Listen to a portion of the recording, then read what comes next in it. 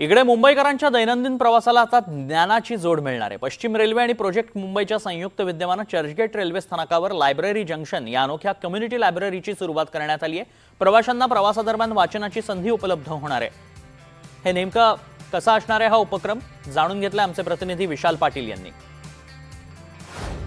मुंबईत लोकल अनेक वेळेला उशिरा येत असते किंवा अनेकांना प्रतीक्षा करावी लागते आणि याचमुळे ज्यांना वाचनाची आवड आहे यांच्यासाठी म्हणून चर्चगेट स्थानकावरती जंक्शन लायब्ररी उभी करण्यात आलेली आहे आणि या लायब्ररीमध्ये जवळपास 1200 पेक्षा अधिक पुस्तकं ही असणार आहेत।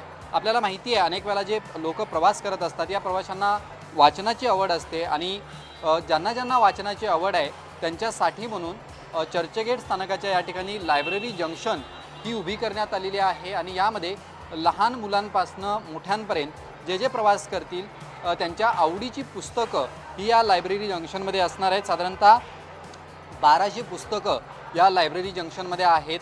सकाळी 8 ते रात्री 8 वाजेपर्यंत ही लायब्ररी सुरू असणार आहे। त्याचसोबत ज्यांना पुस्तकं घरी घेऊन जायची आहेत ते सुद्धा पुस्तकं 2 आठवड्यासाठी ही पुस्तके घेऊन जाऊ शकतात आणि पुन्हा त्यांनी वाचन झाल्यानंतर या ठिकाणी त्यांनी पुस्तकं ठेवायची आहेत। अशा पद्धतीने जर आपण पाहायला गेलं तर वेगवेगळ्या पद्धतीची इंग्रजी, मराठी, हिंदी ह्या सगळ्याच भाषांची पुस्तकं या लायब्ररी जंक्शनमध्ये आपल्याला पाहायला मिळतात। त्यामुळे मुंबईकरांनी या लायब्ररी जंक्शनचं जे आहे हे स्वागत केलेलं आहे।